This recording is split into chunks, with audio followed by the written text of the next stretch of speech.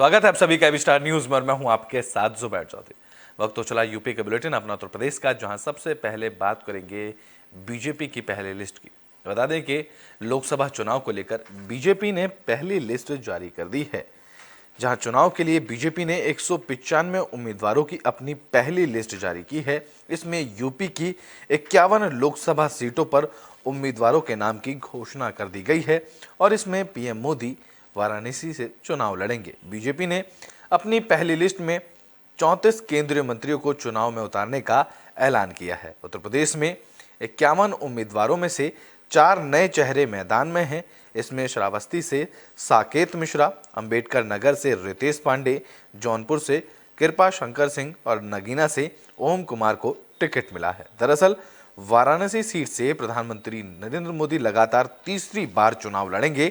इसके अलावा लोकसभा सीट लखनऊ से राजनाथ सिंह का टिकट बरकरार रखा गया है और बाकी बड़ी सीटों की बातें करें तो सीतापुर से राजेश वर्मा, धौरहरा से रेखा वर्मा और मोहनलालगंज से कौशल किशोर, साथ ही फरुखाबाद से मुकेश राजपूत, रामपुर से घनश्याम सिंह लोधी, संभल से परमेश्वर श्रीलाल सैनी, कन्नौज से सुब्रत पाठक, बांदा से चित्रकूट से आरके सिंह और मिश्रित से अशोक रावत, साथ ही डुमरियागंज से बीजेपी सांसद जगदम्बिका पाल को ही मैदान में उतारा गया है और मथुरा से हेमा मालिनी को फिर से टिकट दिया गया है।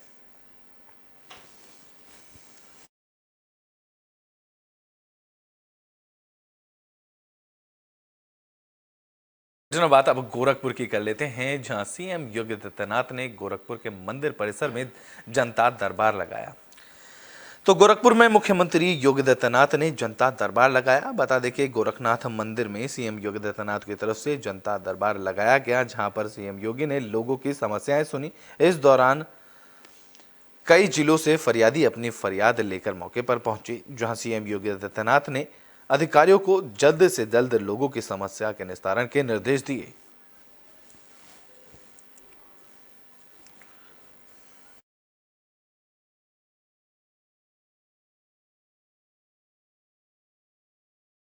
में बात कर लेते हैं संभल की, जहां 1100 दुकानों का उद्घाटन किया गया है। बता दें कि लखनऊ में सीएम योगी आदित्यनाथ की तरफ से 15 अन्नपूर्णा भवन का शुभारंभ किया गया था और इस कड़ी में संभल में भी 1100 दुकानों का उद्घाटन कर दिया गया है। तो यूपी के मुख्यमंत्री योगी आदित्यनाथ ने लखनऊ में फीता काटकर अन्नपूर्णा मॉडल दुकानों का उद्घाटन किया। तो इसी के साथ साथ संभल जिले में सरकार की तरफ से नियुक्त जिला पंचायत अध्यक्ष अनामिका यादव के अलावा कई प्रधानों ने फीता काटकर दुकानों का उद्घाटन किया। बता दें कि प्रदेश भर में 1100 दुकानों का उद्घाटन किया गया, जिसमें संभल जिले की 11 दुकानें भी इसमें शामिल रहीं, जहां जिला पंचायत अध्यक्ष अनामिका यादव ने फीता काटा। इसके अलावा पवासा विकास खंड में ग्राम पंचायत शेरपुर के टॉप मॉडल दुकान का प्रधान मोहम्मद अली ने उद्घाटन किया। इस मौके पर काफी भीड़ जुटी रही, जहां उत्तर प्रदेश सरकार का उद्देश्य है कि गरीबों को इन दुकानों से लाभ पहुंचे। साथ ही इसी उद्देश्य से अन्नपूर्णा मॉडल दुकानों का संभल जिले में भी उद्घाटन किया गया।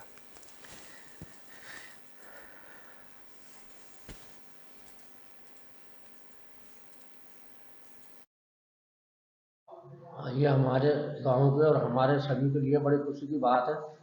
सरकारी तरफ से एक नया वो आया, उसमें आदेश मिला, हमने ये बनाया गल्ला गोदाम, और उसी पे आज मसला जो गाँव में रहता था परेशानी, तो आज अल्लाह ने वो दिन दूर करा कि आज मतलब नया एक मामला बना और पंचायत घर के दौरे हमारे गल्ला गोदाम बन गया, किसी को कोई आपत्ति ना होगी। तो ये एक अच्छा मसला रहा ये हमारा। तो क्या कह रहे हैं जनता? सब लोग आप जनता जनता क्या कहती थी? नहीं, लोग बाग ये चाहते थे कि क्या मतलब ऐसा हो जो जो लोगों को दिलों में थी, अल्लाह ने वो काम उनका करा दिया। अब सभी लोगों में खुशी की माहौल है आज की तारीख में कि भाई गल्ला ही गोदाम यहाँ बन गया। अब हमें कहीं भी इधर उधर न भागना भटकना पड़ेगा, एक ही जगह हमें दोनों गाँवों के बीच में, तीनों गाँवों के बीच में एक जगह मिलेगा। बुलेटिन में बात सिद्धार्थ नगर की कर लेते हैं। यहाँ पर भी अन्नपूर्णा भवन का उद्घाटन किया गया।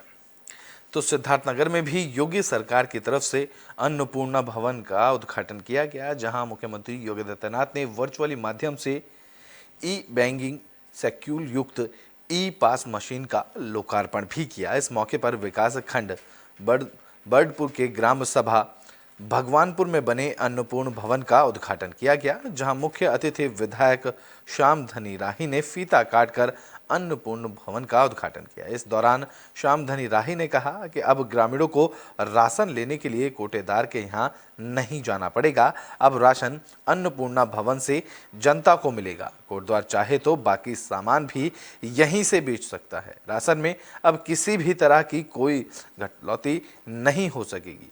तो वहीं मुख्य विकास अधिकारी जयेंद्र कुमार ने बताया कि सिद्धार्थनगर में पहले चरण में 80 अन्नपूर्ण भवन बनाने का लक्ष्य रखा गया था, जिसमें से 28 पूरी तरह बनकर तैयार हो चुके हैं।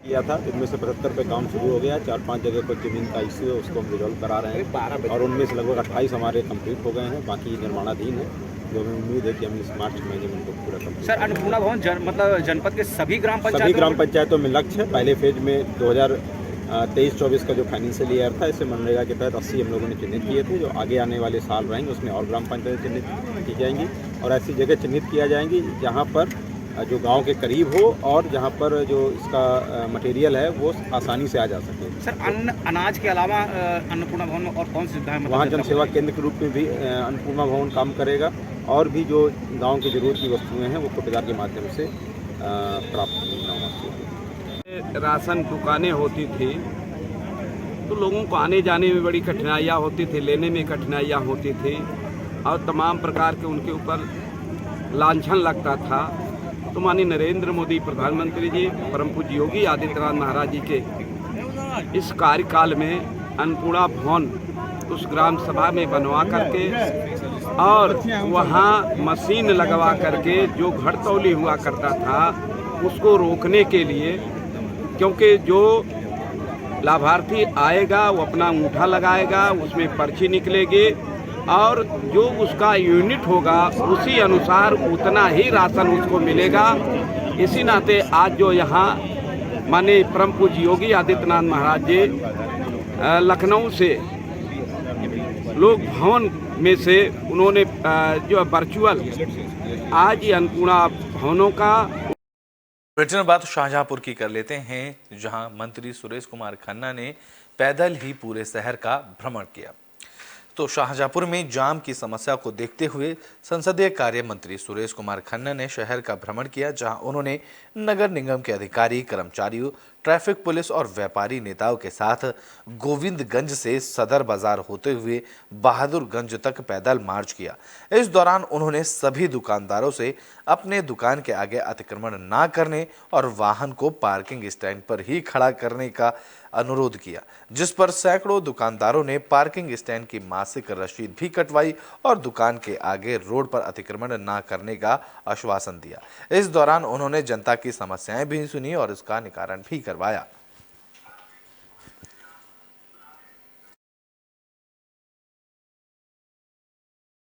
बात कर लेते हैं हंडिया की, जहां हंडिया तहसील में ग्राम न्यायालय में नए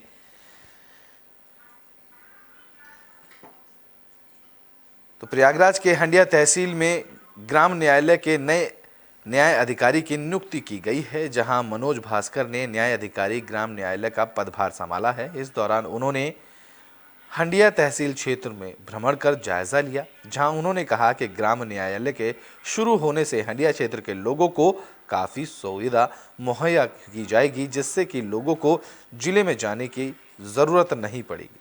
वहीं उन्होंने बताया कि ग्राम न्यायालय में 2 साल तक की सजा और 25,000 तक के जुर्माने से संबंधित मुकदमों में सुनवाई होगी और सोमवार से ग्राम न्यायालय सुचारू रूप से शुरू होगा। यहाँ आकर तो बहुत अच्छा लगा, सभी अधिवक्ताओं का प्यार मिला है। हमारी यही रहेगी आशा कि आप सब लोग मिलकर सहयोग से काम करें और जो भी न्याय की मंशा है उसको पूरा। कब से यहाँ पे काम चालू हो जाएंगे? आज से हमने चार्ज ले लिया, सोमवार से पूरी तरीके से काम होगा। किस स्तर तक के यहाँ पे कार्य किए जाएंगे? जो मुकदमे यहाँ पर 2 वर्ष तक की सज़ा का प्रावधान का जितना भी सज़ा है उसमें काम होगा और सिविल वाद के जो मुकदमे हैं उसमें 25,000 तक के मूल्यांकन है, उनका सुनवाई। तो आप क्या संदेश देना चाहेंगे? हमारा बार से यही संदेश है कि आप सब लोग बिल्कुल कोऑपरेट करके काम करें ताकि सबको तो ब्रिटेन में बात प्रयागराज के हंडिया की कर लेते हैं, जहां एक पीड़ित महिला ने सीएम योगी आदित्यनाथ से न्याय की गुहार लगाई है। तो प्रयागराज के सराय ममरेज थाना क्षेत्र के बकसपुर में दबंगई का मामला सामने आया है, जहां पीड़ित महिला ने दबंग पड़ोसियों पर घर के रास्ते पर कब्जाने का आरोप और मारपीट करने का आरोप लगाया है। इस दौरान पीड़ित मैनाज खान का आरोप है कि एसडीएम हंडिया के आदेश पर भी राजस्व विभाग ने जमीन का सीमांकन कर पत्थर गड्डी भी कर दी थी, उसके बाद भी पीड़ित को रास्ता नहीं मिल पा रहा है। महिला ने बताया कि राजस्व विभाग गली में रास्ता निकालकर देकर चला गया था, उसके बावजूद भी दबंग पड़ोसियों की तरफ से उनका रास्ता रोका जाता है, साथ ही साथ उन्हें मारने की धमकी भी दी जाती है। पीड़ित मैनाज खान ने मुख्यमंत्री योगी आदित्यनाथ से रास्ते के लिए न्याय की गुहार लगाई है। वहीं इस मामले में एसडीएम हंडिया का कहना है कि जल्द ही इस मामले का निस्तारण कर समस्या का समाधान किया जाएगा। मामला ये है कि हम लोग का घर बना हुआ है, आने जाने के लिए बहुत दिक्कत हो रही है। बाबा दादा के ज़माने की वो रोड है, वो लोग हम लोग को जाने नहीं दे रहे हैं। पूरा पुलिस थाने के सामने, कानून गो सबके सामने नाप हुआ है, कागज़ तैयार हुआ है और क्या कहते हैं तब भी नहीं जाने दे रहे हैं। और वो लोग, क्या नाम है इनका? उनका नाम मोहम्मद मुबीन है, मोहम्मद कैफ है, और लड़कियां हैं इरफाना और इमराना और क्या कहते हैं रुखसाना, बिब्बू बेगम, रोजी और रानी, ये सब हैं। और हमें बहुत दिक्कत हो रही है, मिट्टी हो जाए, डिलीवरी हो जाए, हम लोग की गाड़ी नहीं आने जाने देती हैं। बहुत जब बात करने जाओ मार दंगे पे उतर आती हैं और हम लोग को चक्रोट नहीं दे रही हैं, जो कि नाप वगैरह हो गया है। नाप की वजह से कागज़ भी हो गया है, प्रशासन के साथ नाप हुआ है और हम लोग को रिपोर्ट के साथ मतलब रिपोर्ट भी मिली है, हम लोग को जगह नहीं दिया जा रहा, रोड नहीं दिया जा रहा। एसडीएम साहब भी आए थे जी, और एसडीएम विभाग के जी कर्मचारी अधिकारी आए थे, जी वो नाप भी कर दिए, पत्थर गड्डी भी कर दिए। जी अब भी रास्ता बनाने में तकलीफ दे रहे हैं? जी नहीं दे रहे हैं, पत्थर गड्डी हो गई है तब भी नहीं दे रही हैं, सब कुछ हो गया तब भी वो रास्ता नहीं दे रही हैं हम लोग को। हम ये चाहते हैं कि हमको वो रास्ता दें और हमारा आना जाना सब दिन के लिए जैसे था। तो ब्रिटेन में बात संभल की कर लेते हैं, जहां पुलिस को बड़ी सफलता हाथ लगी है। पुलिस ने एटीएम बदलकर ठगी करने वाले गिरोह का पर्दाफाश कर दिया है। तो संभल के नखासा थाना पुलिस ने एटीएम बदलकर ठगी करने वाले अंतर्राज्यीय गिरोह का भांडाफोड़ किया। पुलिस ने गिरोह के 3 शातिर बदमाशों को 1 कार, अवैध चरस, 36 एटीएम कार्ड, 1 स्वाइप मशीन, अवैध हथियार और रुपयों के साथ गिरफ्तार किया है।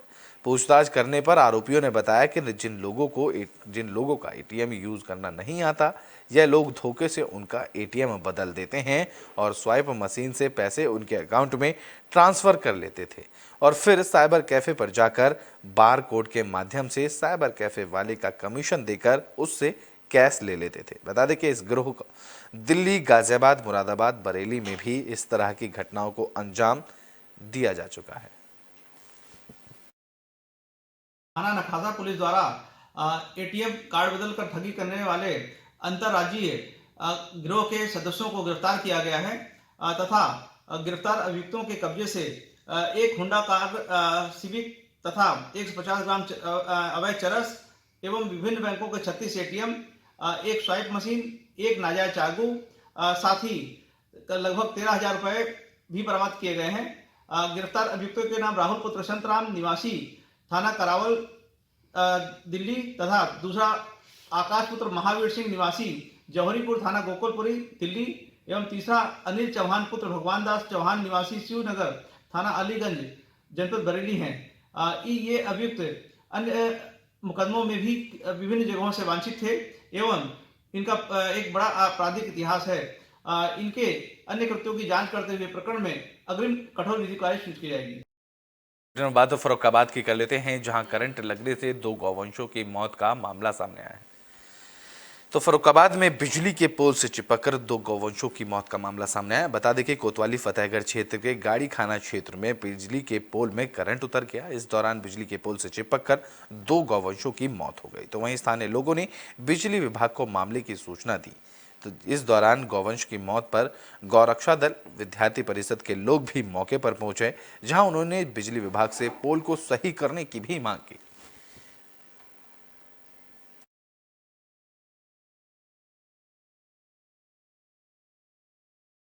बात बागपत की कर लेते हैं, जहां युवक की पीट कर हत्या का मामला सामने आया है, जिसका शव एक फैक्ट्री से बरामद किया गया। तो बागपत में एक युवक की पीट कर हत्या का सनसनीखेज मामला सामने आया है, जहां एक बंद पड़ी फैक्ट्री में युवक का लहूलुहान शव मिलने से पूरे इलाके में सनसनी फैल गई।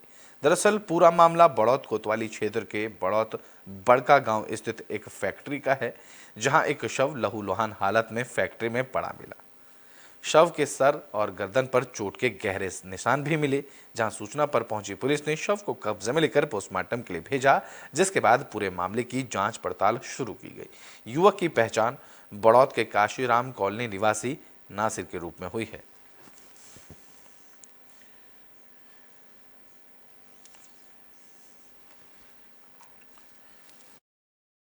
में आज लगभग 1 बजे जानकारी प्राप्त हुई कि बड़का गाँव थाना बड़ौत में वहाँ का एक फैक्ट्री बंद है। उसमें एक अधेड़ उम्र का व्यक्ति है जिसकी एज लगभग 35 साल के आसपास उसकी डेड बॉडी पड़ी हुई है। मौके पे हमारे SHO क्षेत्राधिकारी में स्वयं आया था। देखा गया उसके कि सर पे प्रहार करके उसकी हत्या कर दी गई है और उसके पास से कुछ पैसे और कुछ मोबाइल बरामद हुआ है, जिसकी पहचान एग्जैक्ट नहीं हो पाई है। हमारी पुलिस टीम लगी हुई है, अति शीघ्र उसकी हम लोग पहचान कर लेंगे और घटना को वर्कआउट हम लोग करेंगे। क्या लग रहा है? नहीं, आपने देखा मौके पे कि उसके सर पे ईंटों से प्रहार हुआ है और लग रहा कोई धारदार हथियार उनके पास रहा होगा जिससे उन्होंने गले प्रहार किया उससे। किंतु एग्जैक्ट काज ऑफ डेथ क्या आई है इसमें, ये पीएम रिपोर्ट के बाद जानकारी पाएगी इसमें। किंतु ये लग रहा कि इसकी हत्या हुई है और लग रहा है इससे कोई बहुत ही नज़दीकी लोग इसको लेके यहाँ फैक्ट्री में आए थे, जो फैक्ट्री पहले से बंद चल रही है और वहीं कोई आपस में इनकी कहासुनी हुई, इसलिए इनकी हत्या हुई है। हमारी पुलिस टीम लगी हुई है, अति शीघ्र हम लोग इसको वर्कआउट करेंगे और जो कल्प्रिट है हम लोग जेल भिजवाएंगे। Thank you. और क्या कि तो यहाँ मंदिर में जोत बत्ती करने के लिए आऊँ जो है, उसमें जो है जब सुबह तो था नहीं, फिर दोबारा से आया जो है, ये तार खुला है मिला तो देखा भाई कोई है क्या, देखा भाई जब यहाँ आ जा गई तब तो ये हमें दिखाई दिया अंदर को जाकर, तो फिर सूचना देती पुलिस को। फिर उसके बाद मुझे तो ये पता नहीं लगा किसका था? बनू नहीं पता मुझे, तो अब इस बात का क्या पता लगे। धन्यवाद। बागपत की ही कर लेते हैं, जहां पुलिस को सफलता हाथ लगी है। पुलिस ने मंदिर में हुई चोरी का खुलासा किया है। तो बागपत में पुलिस को सफलता हाथ लगी, जहां बिनौली थाना क्षेत्र के फजलपुर मंदिर में हुई चोरी का पुलिस ने खुलासा किया। इस मामले में पुलिस ने 2 चोरों को गिरफ्तार किया है। दरअसल बीती 25 फरवरी को फजलपुर में मां भगवती मंदिर में अज्ञात चोरों ने ताला तोड़कर चोरी की वारदात को अंजाम दिया था। मंदिर के पुजारी चरण सिंह ने पुलिस को सूचना दी थी कि 2 अज्ञात चोरों ने मंदिर का ताला तोड़कर मंदिर में लगे चांदी के छत्र, दानपत्र के साथ साथ बाकी सामान भी चोरी किया है और मौके से फरार हो गए, जिसके बाद पुलिस ने मामले की छानबीन की, जहां पुलिस को सफलता हाथ लगी। पुलिस ने चोरों को गिरफ्तार कर लिया है। थाना बिनौली क्षेत्र के गांव फजलपुर में दिनांक 24/25/2024 की रात्रि को फजलपुर देवी मंदिर में ताला तोड़कर चोरी की गई थी, जिसका आज खुलासा किया गया है, जिसमें 2 अभियुक्त सचिन व करम सिंह जो सिरसरगढ़ के रहने वाले हैं गिरफ्तार किया गया है। इनके कब्जे से माता देवी का छत्र व चैन बरामद हुई है, प्लस 2 अन्य चोरी जो इन्होंने थाना दोगढ़ क्षेत्र में सूरदेव मंदिर से की है, प्लस एक थाना बिनौली क्षेत्र के दोजा मंदिर से 1 घंटा चोरी किया था, बरामद किया गया है। इनका एक साथी गौरव भागने में सफल हो गया, जिसकी पुलिस तलाश कर रही है। कितने लोग थे सर? पुराना इतिहास क्या है इन लोगों का? तो कई चोरियां इन लोगों ने कर रखी हैं, धीरे धीरे खुलासा हो रहा है। बाद बागपत की कर लेते हैं। बागपत में मौसम का बदला मिजाज नजर आया, जहां तेज हवा के साथ बारिश और ओलावृष्टि हुई है। तो बागपत में मौसम ने अपना रुख बदला, जहां तेज हवाओं के बीच बारिश और ओलावृष्टि हुई, जिससे जिले में मौसम ठंडा हो गया। इस दौरान ओलावृष्टि और मूसलाधार बारिश के कारण जनजीवन पूरी तरीके से अस्त व्यस्त नजर आया।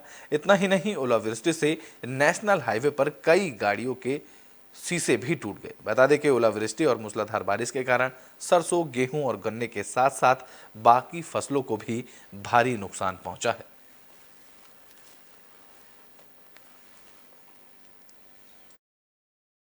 आधे घंटे से दबा के ओला पड़ रहा है बहुत बुरी तरह, जिससे हमारी फसलों को भी बहुत ज़्यादा नुकसान होगा इससे। मुझे यहाँ पे आधा पौन घंटा हो चुका है, गाड़ी के शीशे फूटने से बच गए हैं।